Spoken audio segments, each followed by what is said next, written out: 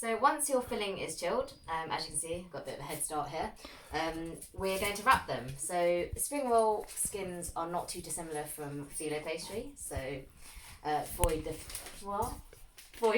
filo, sorry, Cora's just jumping on the cameraman there. So you can find that in the chilled pastry aisle, probably in any of the supermarkets, and it makes it a lot easier, doesn't it, Cora? A lot easier than making pastry from scratch, because it's a very thin, so you can see I've got 2 sheets left for the last 2. Now, they normally come out in a rectangular size, so what I've done is just nipped off the end so that it comes to a nice little square. Lovely rustic edges there. So I'll just get a good dollop of filling in one of the corners. We want them super stuffed. Lift up the corner and roll it in. So now you're going to roll it all the way till like right in the middle of the cube. Push down the edges, just a little bit of water, and just to stick it down, pull in both the edges, and then just roll all the way to the end, and then a last bit of water at the tip. So I'll do another one just quickly. So get all your filling in the corner. Smell good, Cora. And roll it in. She's actually got her head rested on my head right now. Pull down the sides. Just wet the sides slightly, stick them in. Make a nice little neat parcel, and then roll it all the way to the edge.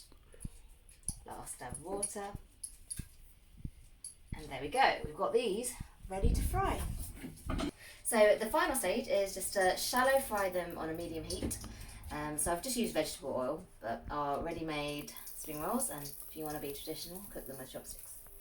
So I'm just going to load them up. I put them on a 6 for now, but don't overcrowd the pan.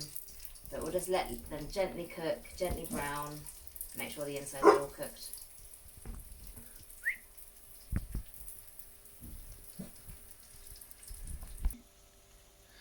And once you can see a little bit of browning, give them a little flip.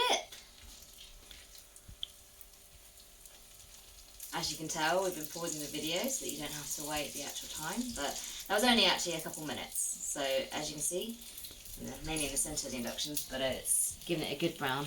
I'll swap that over. So you want it nice and crispy, and while you're making them, make sure you can keep the oven on a low heat, and then just keep them in the oven and they'll crisp up even more while keeping them warm.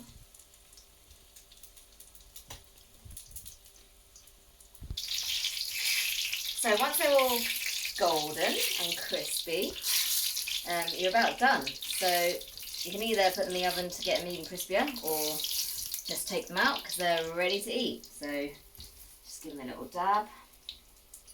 But I think this one's ready to go. Let's put that on the board there. Turn that low. Let's just cut that through. Crispy. Ooh, so there you can see all the lovely fresh veg. You need to get your 5 a day. So we'll do another video of making sweet chilli sauce, but if the cameraman wants to sample some of this, some sweet chilli. It's really hot.